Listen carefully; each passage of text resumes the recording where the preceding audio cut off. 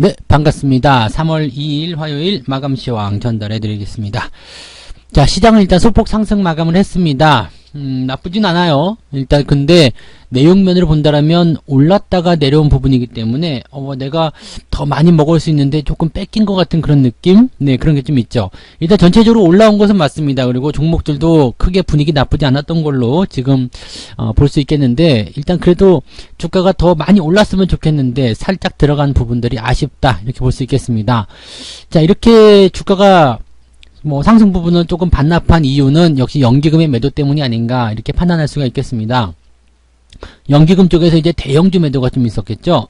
그리고 그에 따라서 외국인들도 같이 매도 규모를 조금 이제 또 확대하면서 매수를 조금 줄여나가는 그런 모습이 나타났죠. 그래서 금융투자만 오늘 열심히 매수를 좀 한 모습인데, 금융투자는 꼭 대형주에 집중하지 않기 때문에요. 일단 주가가 더 상승할 것이다, 이쪽으로 이제 베팅은 하고 있는 것 같습니다. 다만 연기금들이 계속 이렇게 매도를 계속 이어가게 된다면 대형주 쪽 매도가 계속 나올 수밖에 없다, 이렇게 판단하시면 되겠고, 또 자연스럽게 이제 그동안 많이 올라온 종목이 대형주이기 때문에 역시 고점 매수에 대한 그런 불안감들이 계속 나올 수밖에 없다라고 생각하시면 되겠습니다.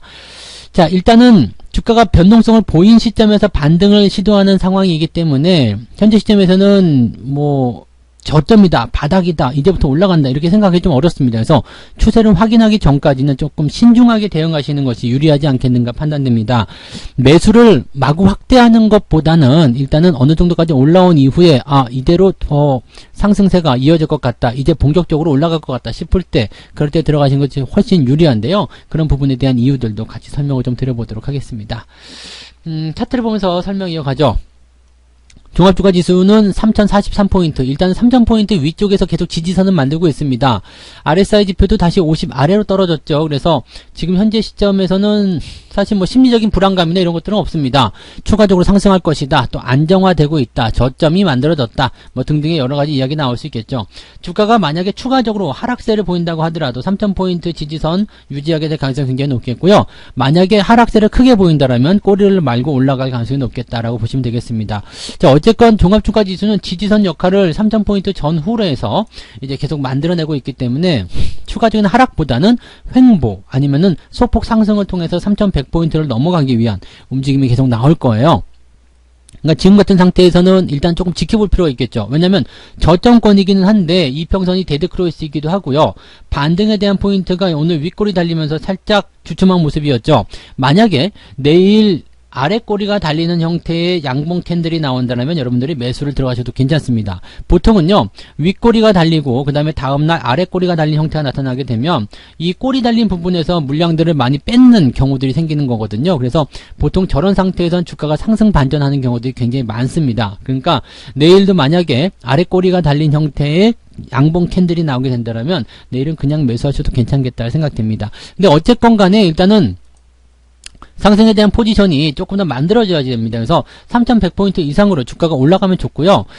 더 좋은 부분들은 5일선과 21선 골든크로스가 확인되고 나서 진입을 하셔도 크게 문제 없을 거라 생각합니다.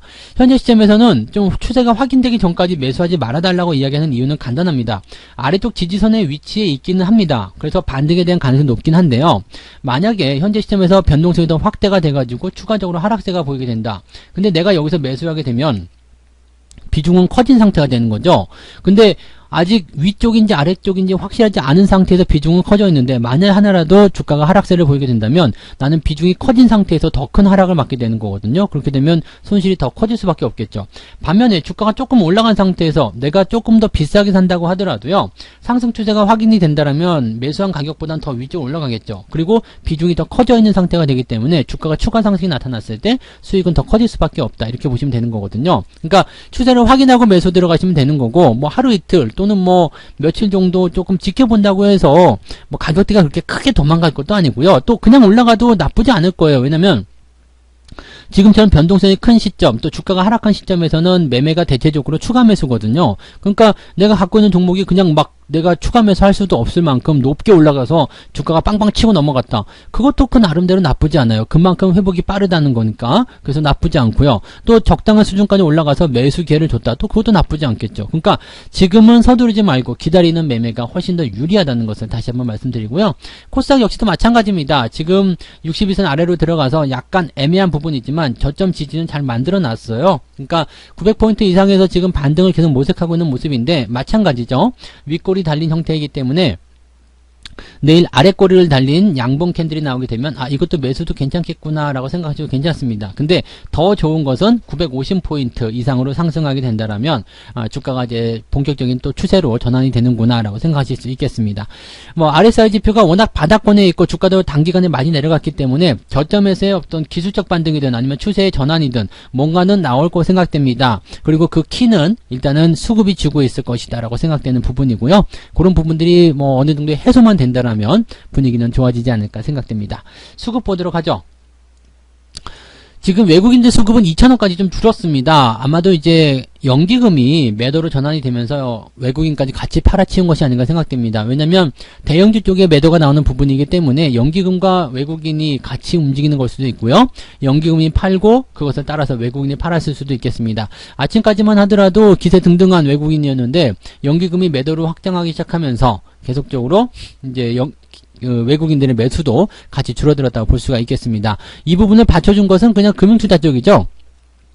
금융투자가 이제 상승세를 전환시켜 가면서 오늘 5,600억 순매수 들어갔고 연기금을 압도하게 되면서 움직임이 좋아졌습니다. 자, 시장에 대해서 우리가 한 가지 생각할 부분은 뭐냐면 연기금이 1,000억 원을 팔았는데 외국인은 2,000억을 샀다는 얘기죠. 연기금이 팔아먹은 수량 이상으로 외국인이 그 부분을 커버리지만 해주게 된다면 주식시장은 올라갑니다. 연기금이 대형주를 팔아먹지만 그 대형주 팔아먹은 것 이상으로 외국인들이 사주게 된다면 주가는 올라가게 되어 있거든요. 그래서 지금 현재 시점에서는 연기금이 같이 동행하면 좋고요. 동행하지 않더라도 외국인이 그 부분을 커버만 해주면 괜찮다라고 볼 수가 있겠습니다. 근데 어쨌건 지금 시장 상황에서는 나쁜 재료는 또 사그라드는 상황이기 때문에 분위기는 더 좋아지지 않을까라고 생각하고 있습니다. 뭐 주가가 더 내린다기보다도 현재 시점에서 저점을 좀 잡아가고 주가가 상승할 수 있는 포인트로 가지 않을까 생각합니다. 고점에서 어설프게 팔다가는요, 돌아설 때 매수하기 어려운 상황을 만나게 될 수도 있습니다. 그래서 지금 종목들 가지고 계신 분들은요, 그냥 홀딩 전략들 잘 유지하시면 좋을 것 같고요. 신규 매수에 대한 포인트만 좀 잘 유지하시면, 잘 체크하셔가지고 진행하시면 아마도 슬기로운 대응이 되지 않을까 생각합니다. 어지간한 종목들은 그냥 유지만 잘 하셔도 큰 문제는 없으리라 판단됩니다.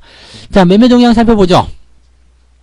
오늘 기관들 총계를 살펴보게 되면 오늘 금융투자 좀 봐야 되는데 하이닉스 매수가 좀 많이 들어왔죠. 삼성전자, 레버리지. 그러니까 얘네들은 지금 주가가 상승할 것이다 쪽으로 이제 베팅을 하고 있는 거고, 많이 올라간 부분이 없기 때문에 충분히 한 2, 3일 정도만 올라가더라도 주가 상승에 따른 그런 수익은 충분히 금융투자가 챙길 수 있으리라 생각합니다. 뭐 지난 주말장에서 좀 많이 팔긴 했습니다만 다시 5천억 넘게 매수를 해드리는 모습이고요. 주가가 올라가기 시작하면 더 많이 사드릴 수도 있을 것 같아요. 지금 현재로서는 뭐 레버리지라든지 시총 상위권 종목들 들어가는 모습들이 긍정적이기 때문에 추가 상승에 대한 가능성이 열려 있다라고 보시면 될 것 같습니다. 연기금 같은 경우는 오늘 삼성전자 하이닉스를 갖다 팔았어요.